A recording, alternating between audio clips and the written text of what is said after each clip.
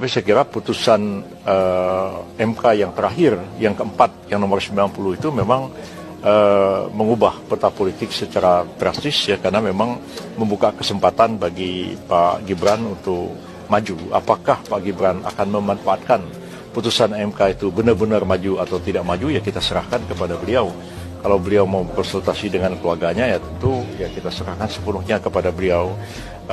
Walaupun saya katakan bahwa ini adalah putusan yang kontroversial dan mengandung cacat hukum di dalamnya, putusan ini problematik, ya kita serahkan kepada beliau, dan saya percaya bahwa Pak Jokowi dan sebagai kepala keluarga dan Mas Gibran sendiri tentu akan mengambil keputusan yang paling bijaksana di tengah-tengah kemungkinan reaksi yang makin meluas akibat dari putusan yang kontroversial ini. Berarti kepada Mas Gibran, maksudnya kepada koalisi itu belum membicarakan atau menyampaikan saran sebagai akademisi terkait problematika ini? Ya, kalau sekiranya besok atau hari ini ada pertemuan dan ketua-ketua partai akan diberikan kesempatan berbicara, saya akan menyampaikan apa yang saya pikirkan hari ini.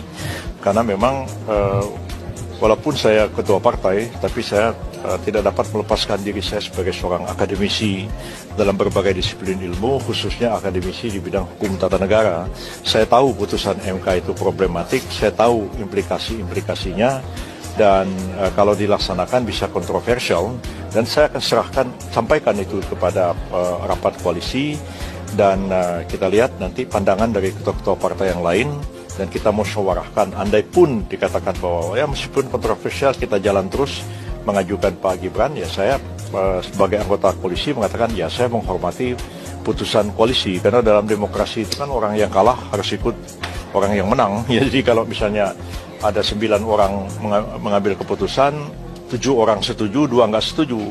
2 yang nggak setuju kan nggak boleh ngambek. 2 yang nggak setuju itu harus tunduk pada keputusan mayoritas. Jadi saya akan seperti itu. Saya tetap konsisten sebagai seorang akademisi yang paham persoalan ini, tapi saya juga terlibat